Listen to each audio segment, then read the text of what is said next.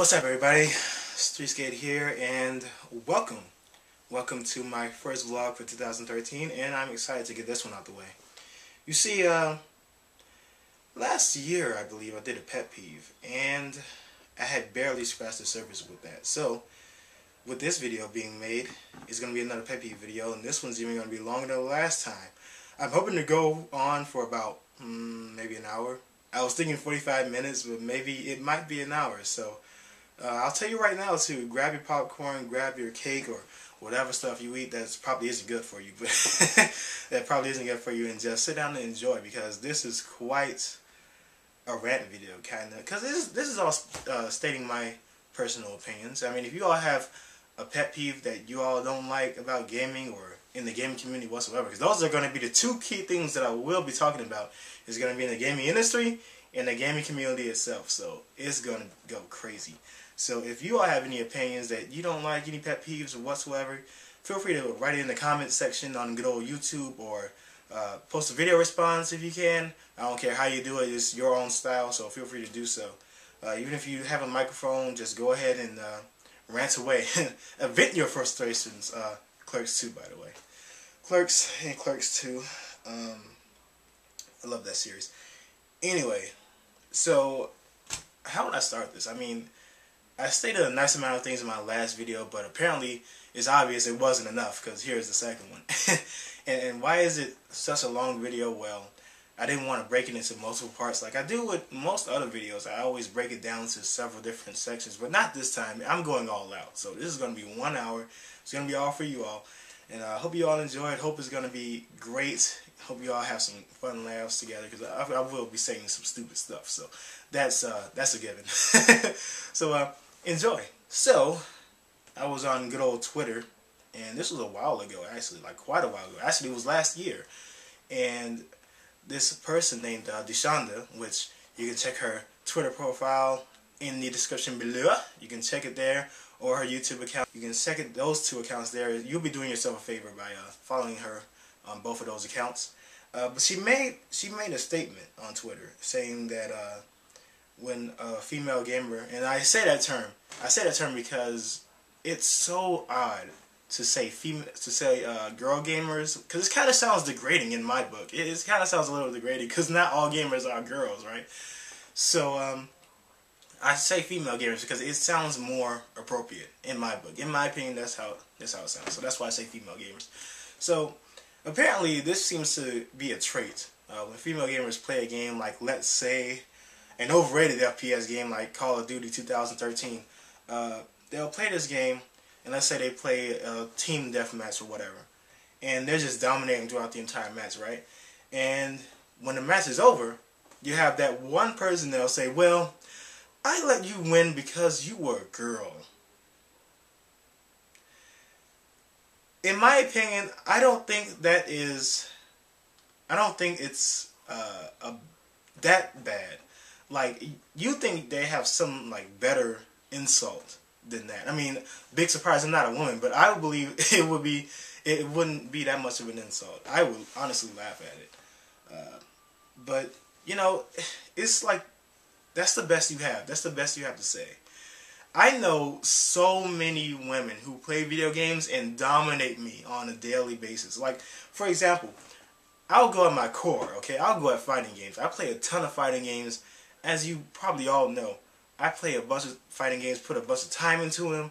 I am ruthless when it comes to secretly training in these fighting games. So, let's take Mortal Kombat, for example. I played a game a lot of times too. My cousin, which I do have one of my videos with her playing Mortal Kombat, the newest one, by that matter. But if we go back to, let's backtrack to like Mortal Kombat Deception, which is my favorite 3D Mortal Kombat game. We go back there, she will destroy me in that game. Or we can even rewind back to Mortal Kombat 2, is my favorite 2D Mortal Kombat game, and she'll dominate me in that as well. And it's just like, and I always thought like, and every time like I lose, it's like mostly 99% of the time I lose these matches. But I always think like she's going easy on me. There's no way she's like really going at me with these characters. but she is like relentless in that game. I know a person named X Sheik. You see brawl videos, my brawl videos when I'm going against somebody online. She's the main person I go against online. And she destroys me like pretty much every video. I think I've only beaten her once in a video. And then another time when I actually wasn't recording, which I should have recorded so I can savor my victory even more. But but yeah, she dominates me in that game as well. So I take a loss, okay? I'm not going to pull the cord, I'm not going to pull the I can't think of the name of it, but I'm not going to pull the cord from my modem just because I lost the match, period. There's been people who like rage quit. That's another thing I want to talk about. When people rage quit, for some reason they have this mentality that when they rage quit, they actually believe that that loss is not going to be in their records or their leaderboard records or whatnot. And it does get on your leaderboard records. It does. But some people just can't handle a loss. And if you can't handle a loss, then why are you playing a game in the first place? That's another question in mind. But when people rage quit, I've had that happen to me quite a few times because, of course, like I've said a few minutes ago, I like to play fighting games a lot. So Blaze Blue, which is one of the most complex fighting games you could ever grab. I played Blaze Blue Continuum Shift. I went against a person. I had Bang, and Ragnar are my two favorite characters. So I used Bang in this match, and my opponent used Lychee. And it was a great match. I lost, but I was like, dude, that was a great match. Let's be friends so that we can have more matches. And he says, okay, well, fine. We'll have more matches and whatnot. So I log on to my Xbox Live, which I really need to log on to because I haven't been active in that in so long. But I logged on to Xbox Live and I noticed that he was playing Blaze Blue Continuum Shift. So I said, okay, well, send me an invite. Send me an invite. We go at it. I think we go at it like maybe 3 rounds. Well, 3 matches. But the first match, he destroyed me in that match. Second match, it was neck and neck. And he won that one too. Third match, it was crazy. So he wins the first round. Second round, I barely won. Third round, I had this amazing comeback. It was insane. I wish I could have took it as a replay. But my health was like this much. Like, it really wasn't a lot of health going on my side. But on his side, his health was like massive. He still had a nice amount of health left. And I managed to come back and get the victory in that round. And I was like, yes! I have to have this I have to save this replay. And I go to the replay section, and I couldn't go there. So I'm wondering, well, why can't I go there? And then I go back, and then I realized that he had kicked me out of the room. So, yeah, because he had multiple people there too. So it was just multiple people having matches. And of course, you can spectate. If you weren't in the match, you can spectate how the matches were going with other people. And I couldn't even do that. Like, I was kicked out. And he had booted me from his friends list afterwards. So that was a moment for me to enjoy. That was a great moment in my end. I had a great day that day because I was like, dude, I had made somebody rage quit in Blaze Blue. That was amazing. So that's how it was. But rage quit, not the best way to go if you're playing video games altogether. Okay, so when you buy a new system, what's the main thing that comes to mind? Well, I'll answer it for you.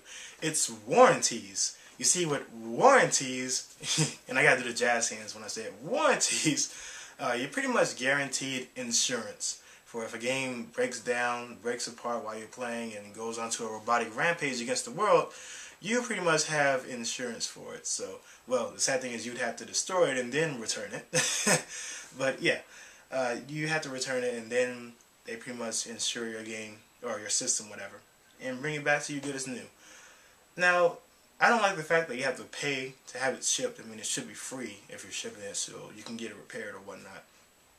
But I think the problem with insurance in systems in general is the fact that it's too minimum. You usually get like a year insurance, and when's the time that most systems tend to break down? Well, after that year. So I think it'd be best if you extend that year from just 1 to maybe 2 or 3. I think that's not asking much as a consumer who paid several $100s to make sure that my system came to me in proper condition so that it won't break down or go on a robotic rampage, whichever may happen. So I think it would be great if they extend the warranties, because really 1 year is not really long, and it could just break down like a day after a year. So That would be great. Oh, it'd be amazing if like the system had like a lifetime warranty. Oh man, that, you know, I might be asking for too much.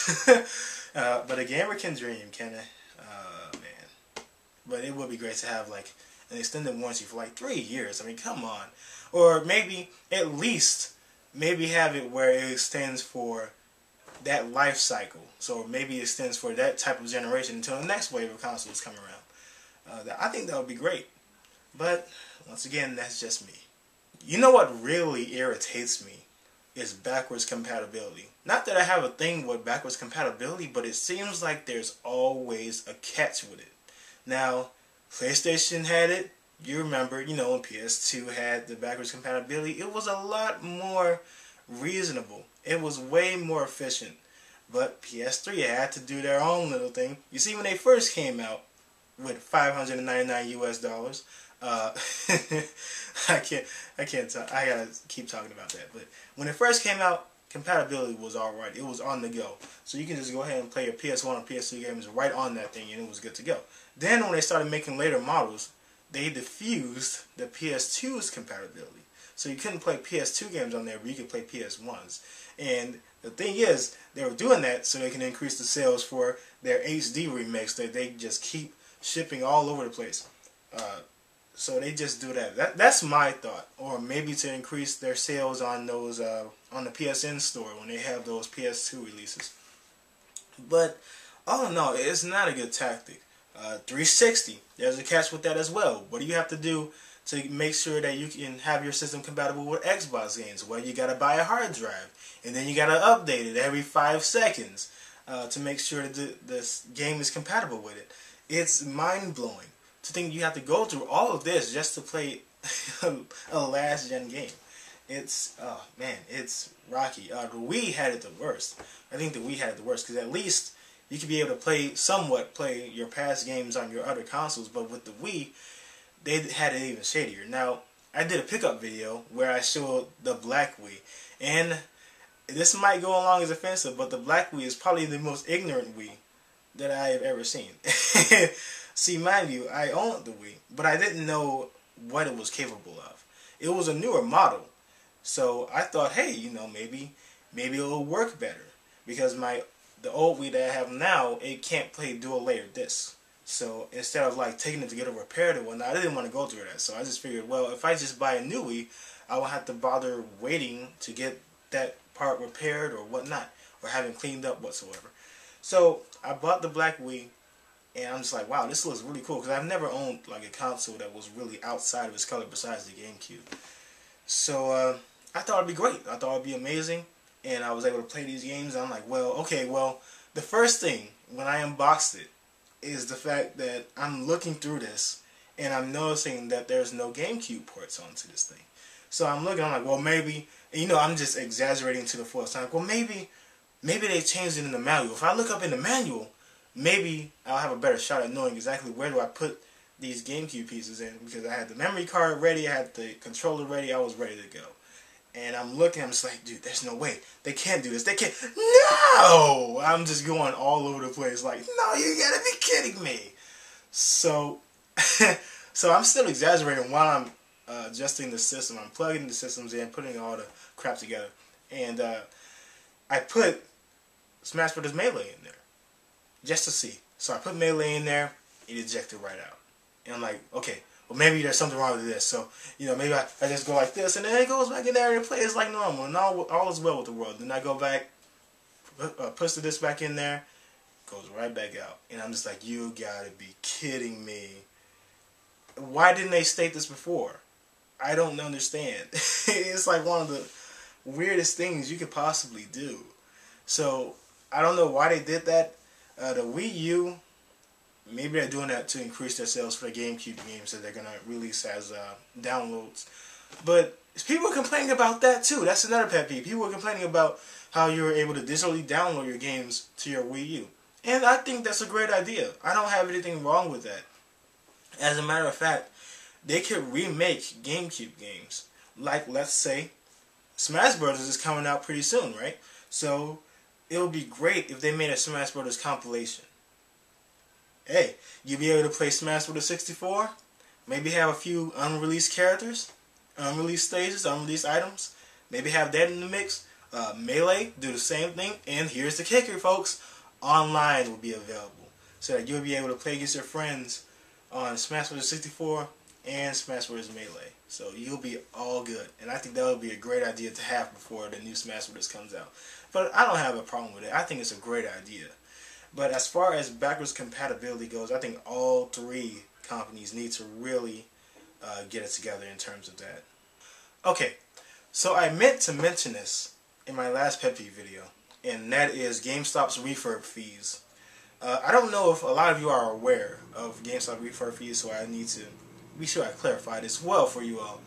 You see, before I was a frequent Amazon shopper, GameStop was like my only sanctuary to buy stuff. And I was on a much tighter budget back then. And I'd go on GameStop just to see what games they were having and what games I could possibly get.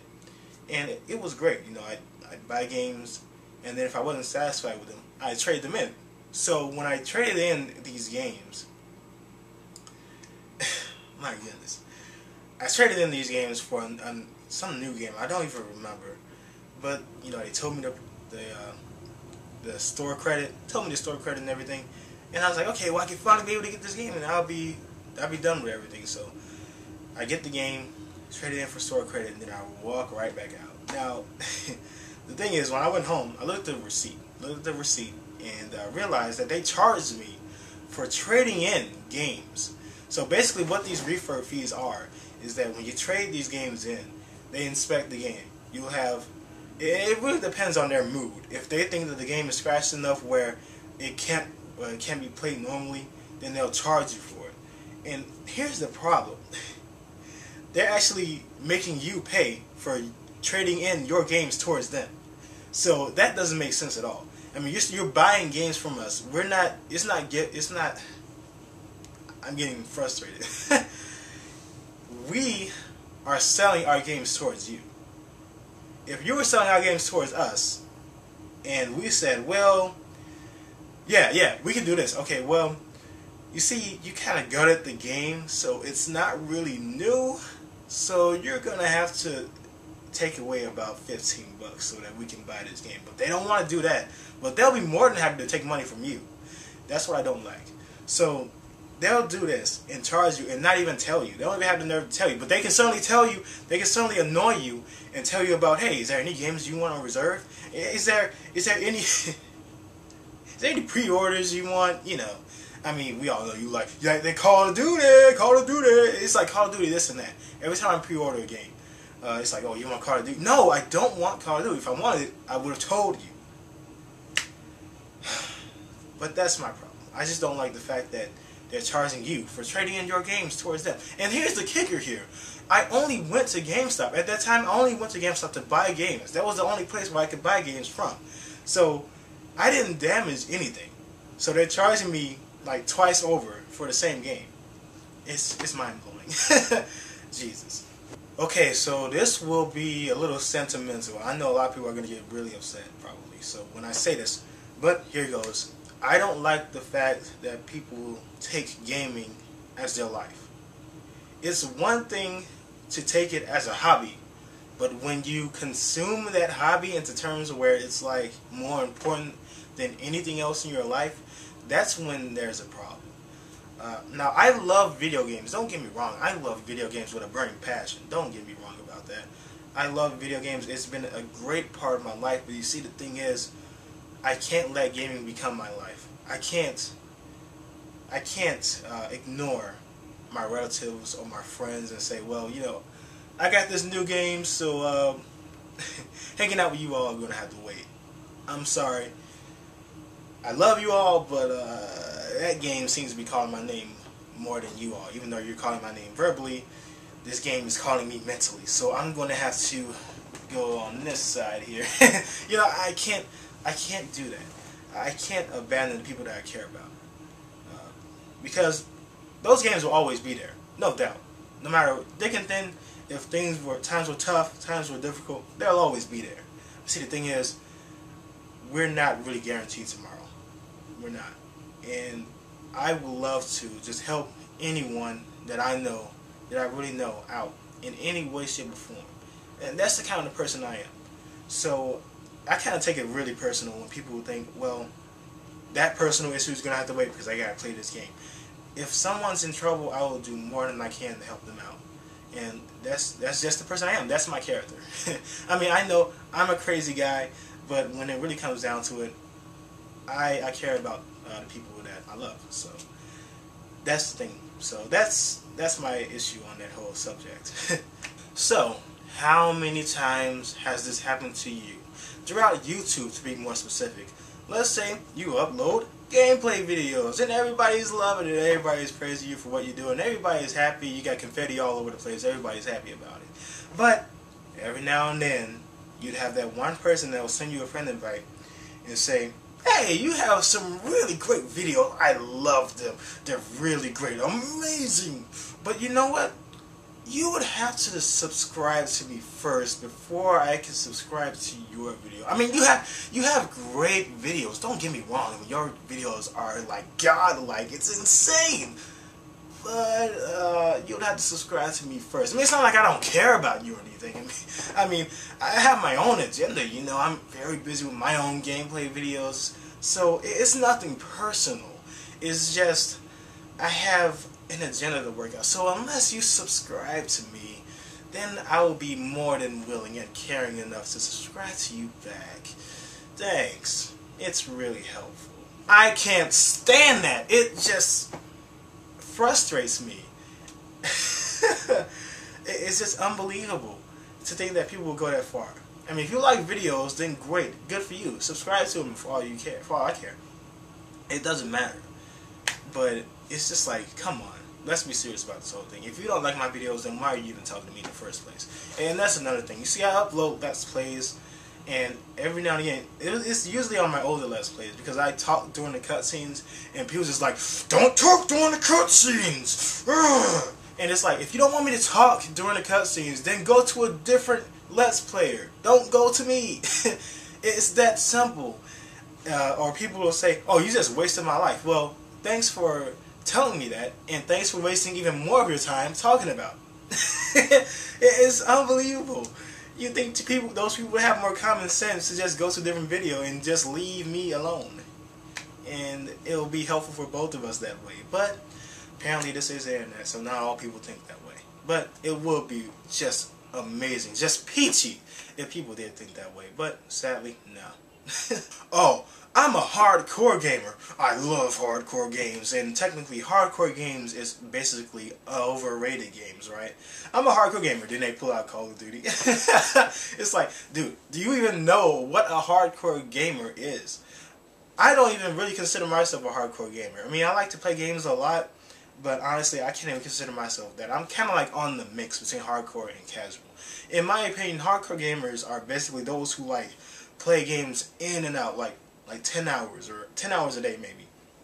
Even though they gotta work or go to school, they put a ton of time in their games on a weekly basis. I don't like the people that look into the same overrated games and not look into the underrated games. Matter of fact, that's the problem with a lot of overrated games now, is that the FPS genre has taken over so many things. Matter of fact, we can't even get Mirror's Edge 2 because they're working on Battlefield 3 or Battlefield 4, the next overrated FPS game. I mean, now you have people who complain about casual gamers. And who are the people that make this such an issue? Who are the people that make hardcore gamers versus casual gamers such a big issue? The hardcore gamers. I have yet to see a casual gamer talk about this. I have yet to see that. But lo and behold, you look around good old YouTube and you'll see hardcore gamers talk about, like, yeah, casual gamers suck. They're the worst people in history. Yeah. It is not that serious. It's not. And please don't take it seriously. Please don't. I know you like to get hyped over the next Call of Duty 2014 and waste over $200 over one game. But let's be serious about this. It's not that serious. So, Pete's Game Room Forum. I have been on there quite a few times, but I've been on there mostly during the chat room. And I really miss the chat room. I thought it was a great place to just relax with other fellow gamers and just talk about games. Or better yet, we wouldn't even talk about games a lot of times. We would just talk. And I thought it was a great way for fellow gamers to just unwind and have a good time. It was amazing.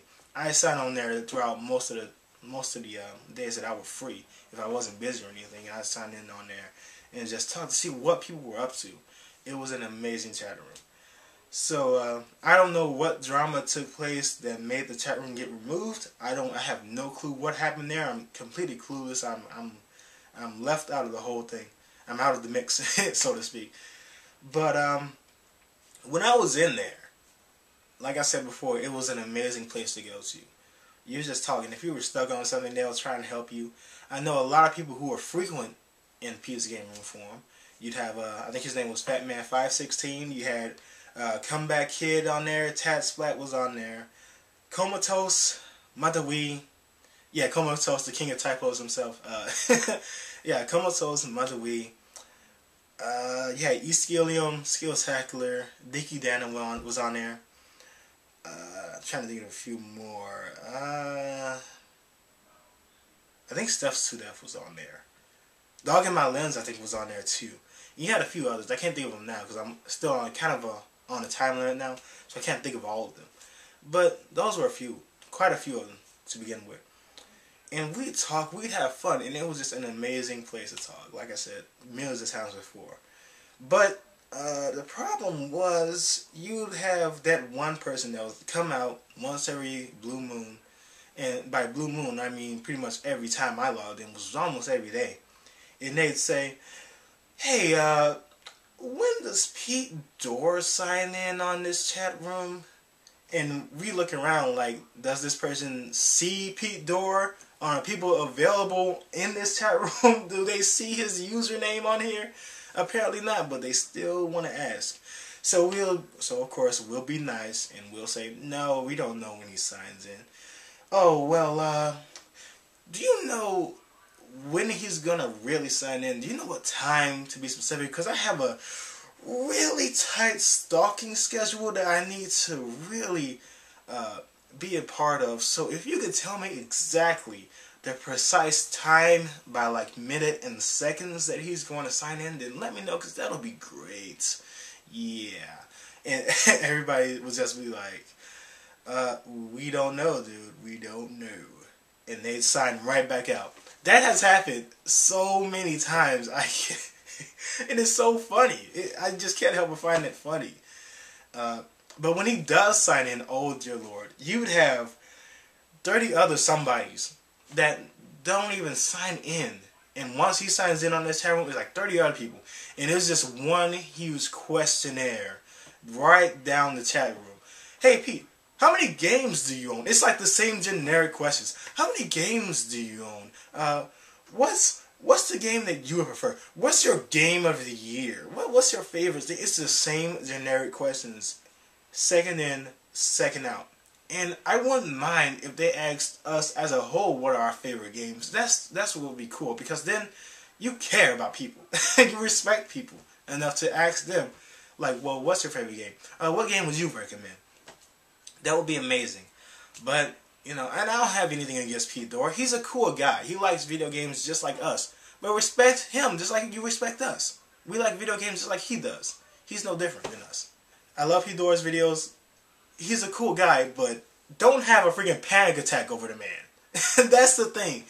You know, I love my fellow gamers, but geez, come on. Make sure your head is real tight, because quit being all loose-headed over this one guy. He's a cool guy, no doubt, but come on, let's be honest. Really calm down about the whole thing. I just don't like the whole questionnaire thing. And it's like, you can't even have a conversation with other people. You can't even have a conversation as a community in a whole. So, well, community as a whole. And that really sucks. 3 words.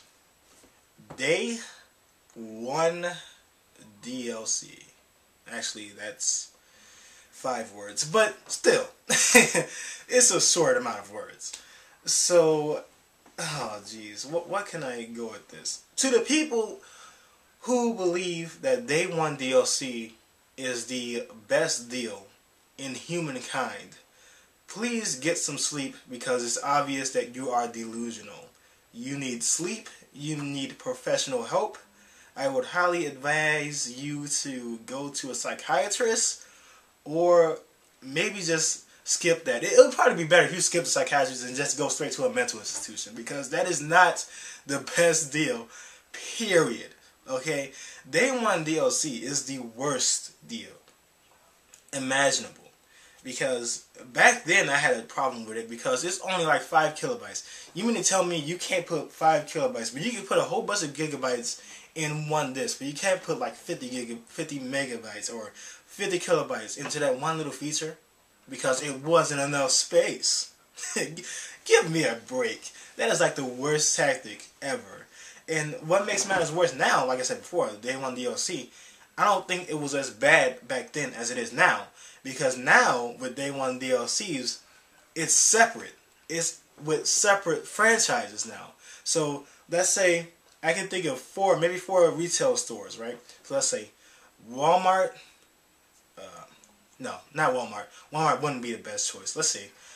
GameStop, Amazon, Best Buy. Okay, I'll think of 3. 3 retails. And in each retail, there's a different type of content for each one. So you gotta literally pick and choose which content you prefer. And that is not the best thing, because no matter which one you pick, you're still missing something. And that is not okay with any consumer, because you feel left out. Before you even play the game, you're left out of something. That's what I don't like. But hey, you can always patch that up, right? I mean, you're so quick to release these games that you don't even bother to patch them right. So we gotta stick to what? Maybe 1 gigabyte of patching a game so that it clears out most of your errors. Not all of them, of course, but most of them. I don't like that. If you took the time to take care of these games and release them properly, then we won't have to go through this. Because me, I wouldn't mind having to wait for an extra month to be sure that I had a more balanced game where I won't have to go through glitches or whatnot, to be sure, because it messes things up. I mean, it's funny sometimes to see certain glitches, but for the most part, it's like it really messes up your gameplay experience.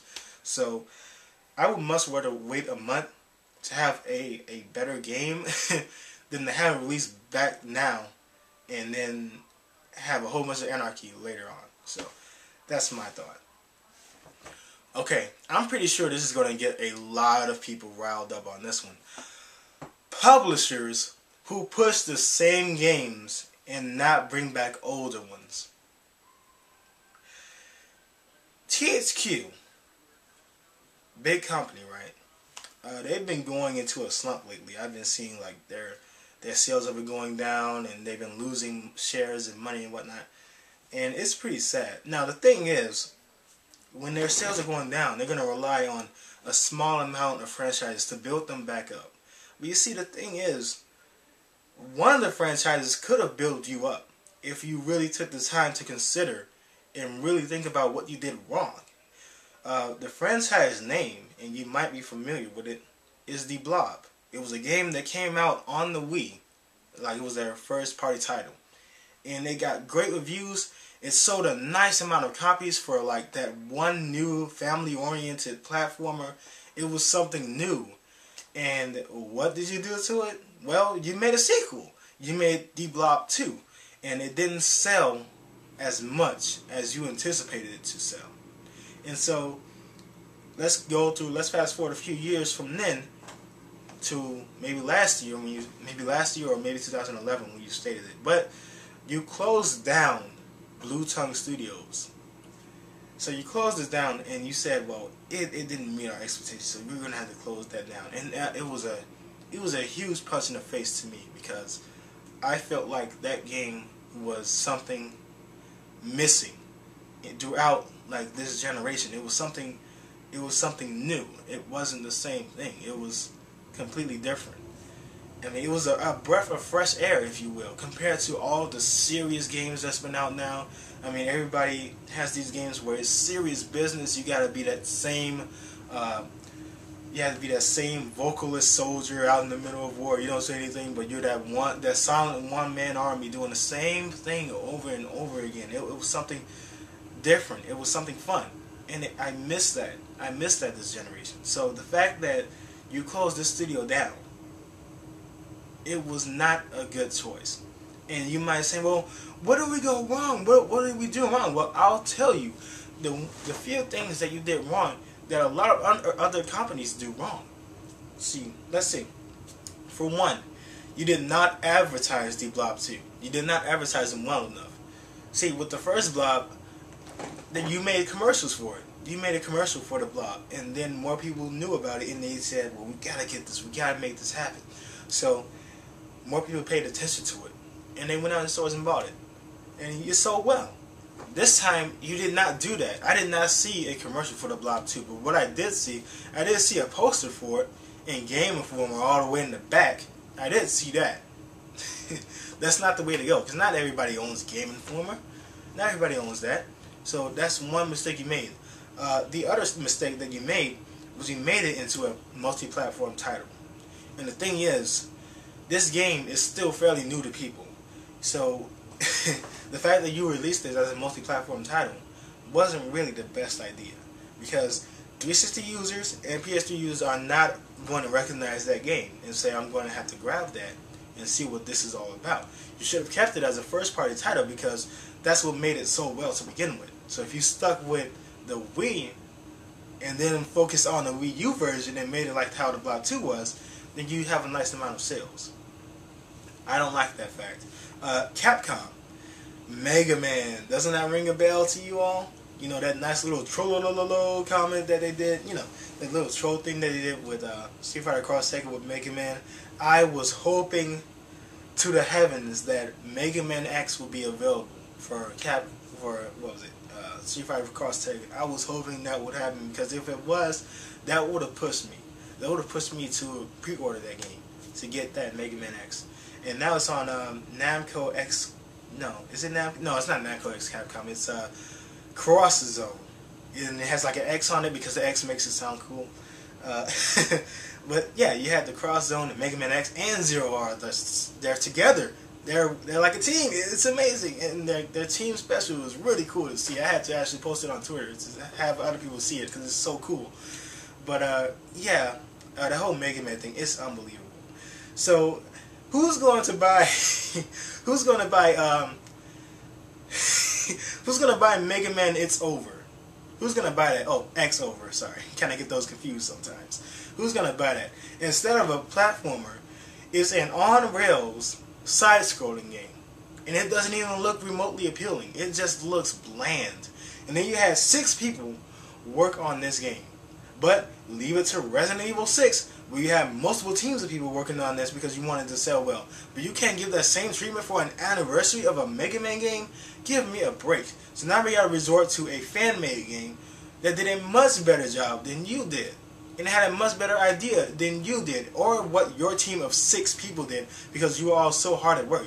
And then you had the nerve to tell people, hey, don't get too excited about that Mega Man anniversary game, because it's definitely gonna blow your socks off. Don't expect it to be like in a good way, like, oh dear God, that was amazing, right? Because what was that Mega Man game that you had? Was it Mega Man Universe? That game looked amazing. Canceled. What was that game you had after that? What was it? Mega Man Legends 3? Canceled. I didn't even know anything about Mega Man Legends, but that prompted me to get the first 2. Would have been great if you did an HD version of the first 2, but you didn't even bother to do that. But once again, I'm just really upset with what these companies are doing with their games, especially their older franchises. But with THQ, that was pretty messed up. I felt like the Blob was a great experience. I think that everybody should try that, at least give it a try and see if it fits your fancy. If not, then so be it. But if so, then I'm glad to be of service. PETA. Yeah, just PETA. Enough said. Advertisement in video games. Now, this is pretty much of a mixed bag, because with advertisement, there's some good and there's some bad. Mainly because with Mountain Dew, which is probably the newest one I can think of, But Mountain Dew seems to have the tendency of you going online like every 5 seconds to enter codes. And I think this is pretty messed up, because it seems like to get like 10 experience points for free for like Call of Duty. I think Halo does it now. I think maybe Halo 4 does that as well. It's like you have to give them every information that you have as possible. And I think that's pretty crazy. It's unbelievable that they would have this mindset where in order to get these small few experience points that you have to donate your entire information just to get it. It's ridiculous how they do that. The next thing is with Tekken. I have all the Tekken Tag Tournament 2 versions. I have all the versions, the Wii U, the 360, and PS3. I have every single one of them. And the way that they advertised it was, you had Snoop Dogg make a video about it, a music video no less. And this this video was like, okay, the music video, it was unbelievable for one thing. You have people sitting down in like this, I guess it's a party or something. It's like some get together to celebrate the launch of Tekken Tag Tournament 2. And you have like these people, and the control lights are off. They're playing the PS3 versions, and there is no activation on these PS3 controllers. Like there's no lights or anything. Like the controls are plain off. It's not even working, and they're like moving them around like they're actually playing the fighting game and whatnot. And it was just very cheesy. But even after that is like the most insane part is that they're imitating the moves. They're actually like pretending to be like Jin or Eddie or any other character that you can possibly think of, and they're imitating these moves for you. Like they're literally in the living room and bathroom just doing this stuff, and it's unbelievable. It's unbelievable that people think that way. If I was having a party, and if it was to celebrate the launch of a fighting game, and I saw people doing fighting moves in the living room, I would like be wondering, like, are they smoking any funny cigarettes? Is there something that I need to be aware of? and this is natural for anyone to think that way, because in that type of situation, nobody does that.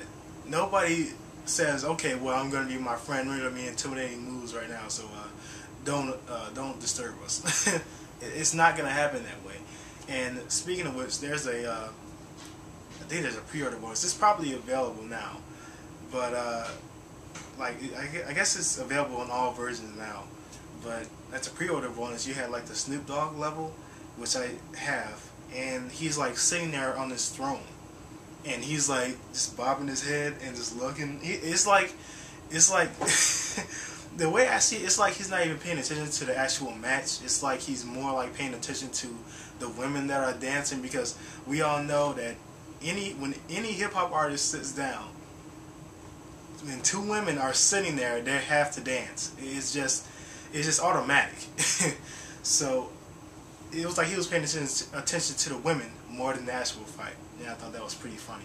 You know, he'll look around, he'll look to his side like this and that, and the referee or whoever's in charge of these rounds will say, hey, look, round one's about to start. Like, yeah, that is a nice round one, isn't it? Oh, the match, yeah. That's how I thought. I mean, it's crazy. I just think that a lot of these advertisements are off the wall. Speaking of off the wall, YouTube. There's this really bad trend going on, especially with video games and copyright. You see, when you're uploading video games, there seems to be like this line that a lot of the corporations would like to cross, but they can't, because they know that it's impossible to do so. So they try to like have these copyright things set up. For example, I think I made a video about Konami, because I made a console rebirth. I think I made a Let's Play, and it was like a few parts. And Konami was just saying, hey, that's our video. And I'm saying, no, it's my video. It's your video game, but it's not your video. It's mine. So I've been fighting against Konami for years. I've been trying and trying to get this whole copyright issue resolved, and it's like they just have their ears plugged and they're not listening. That's pretty much what it is. But now it's a lot worse, because there are companies who have no type of copyright law for these video games are now jumping on this whole idea. I have this network called Futures something. It's like a future network or something, and they're a company too, and they filed a copyright claim against my Smash Brothers video. I have IGN, when I did a Sonic and All-Stars Racing, and I was playing against my friends, and it was all a good time, and all of us had commentary, and we were just racing, having a fun time. IGN stops in and says it's their video, not mine. My Super Mario 64 video, I did a tribute video for Super Mario 64, and a company who has no affiliation with Nintendo by any means or standards or practices, whichever intelligent, logical word that you can think of that you feel is associated with that, they're not affiliated with Nintendo by any way. And they came in and just said, hey, that little tribute you did, that's our video, not yours. So the problem is that YouTube is such a coward. They don't want to stand up for the small people instead of the big companies. They want to stand in the big company side and not represent you. And that's the huge problem, because the U in YouTube is crossed off. It's just a tube now. So I think that's a real problem, and it could easily be resolved. Just like how you have to state why this is your video, they should state why it's theirs. They should have proof as to why it is, because of course we know a lot of people like to upload videos and upload trailers for games that isn't theirs. So for those type of trailers, I mean, it's obvious that it's not theirs. So that makes sense for a company to say, hey, look, that's ours. We made that from the ground up, so it's ours. That's understandable. But for a video game, we pretty much have proof of that. Well, we have a file for that game. It's completely ours. We know it's completely ours. We have proof right here. This is our commentary audio. This is this and that. And of course, it'll take longer to prove, but at least you can prove it. And instead of like trying to ask them, is it okay for this video to be off of your hands because we made it from the ground up, that's just not going to fly. There has to be a better solution than that. So those are my thoughts. Those are pretty much all my pet peeves that I can think of So those are my thoughts. Those are all the pet peeves that I can think of at this moment. I probably didn't cover a full hour like I thought I would, but that's the most I can think of. And of course, this is not the last one. I can assure you there's going to be plenty more.